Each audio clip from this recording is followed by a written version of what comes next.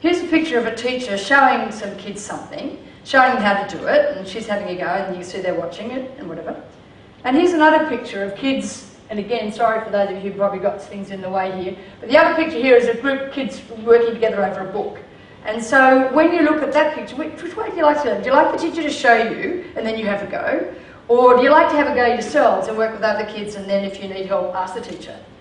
And to a T, every one of the Year 1 and Year 2 kids said, we want to have a go ourselves and ask for help when we need it. To me, I'm seeing Year 1, Year 2 in this environment, the learnable side, you know, that whole disposition to learn is still alive and well.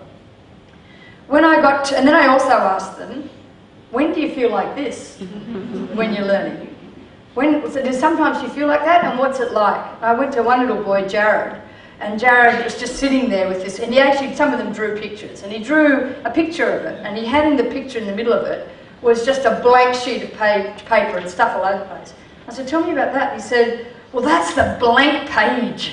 And I said, what do you mean the blank page? He said, well, sometimes we're asked to write things, and all I've got is a blank page. And this teacher, she'll say to me, just write something, get started. He says, but it's just a blank in my head.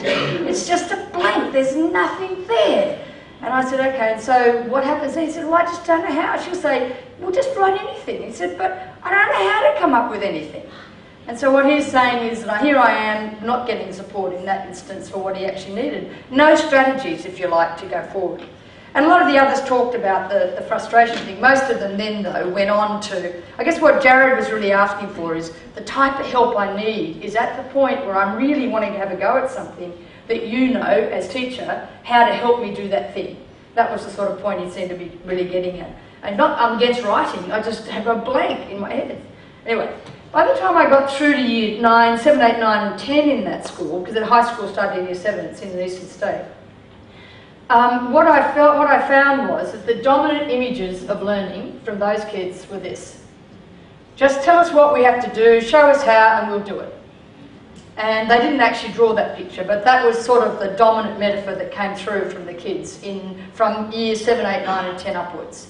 And I'm thinking, well, what's happened between, you know, that baby climbing out of the cot to the Year 1, 2 kids who so actively talked about wanting to learn and get help when they needed it, through to Year 9 and 10. Well, just tell us what you have to do and we'll do it. So to me, that's part of the reason why we're putting forward the challenge around Instructable versus Learnable. Because I think in our world we've been overtaken by the Instructable.